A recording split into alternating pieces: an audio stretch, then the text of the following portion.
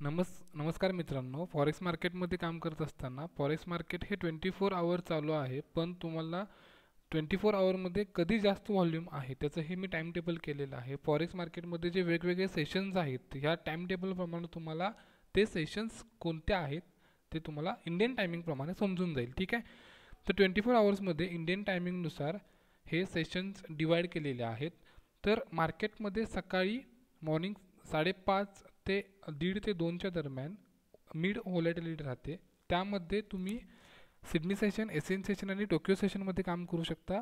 तर mostly trading pair जे आहेत युरो, JPY, AUD, NZD ह्यामध्ये जर ट्रेडिंग केला तर ते तुम्हाला जास्त व्होलॅटिलिटी मॉर्निंग सेशनला बघायला मिळेल. जर तुम्ही मिड सेशन दुपारी ट्रेडिंग करताय तर तिथंही मीडियम व्होलॅटिलिटी असेल.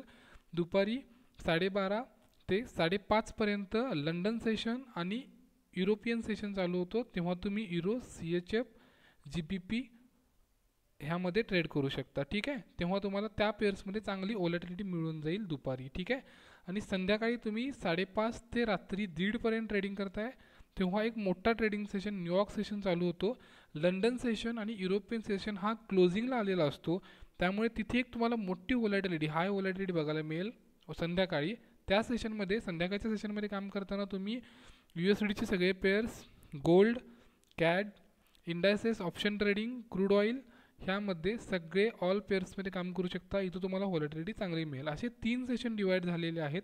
ह्या 3 सेशनमध्ये काम करताना कोणत्या पेअरला काम केलं पाहिजे, कुठं व्होलॅटिलिटी चांगली मिळेल हे जर आपण बघून ट्रेडिंग त्या सेशनमध्ये करत असेल तर आपण एक प्रॉफिटेबल ट्रेडर बनणार आहोत. ठीक आहे, आणि कोणत्या सेशनमध्ये आपण ट्रेड करतोय आणि त्या सेशनला कुठले पेअर्स बघितले पाहिजेत त्यासाठी हा टाइम टेबल आहे. प्रॉपर तुम्ही व्हिडिओ आणखी एकदा रिपीट बघा, नोट्स काढा आणि ट्रेडिंगला सुरुवात करा फॉरेक्समध्ये. Okay, thank you.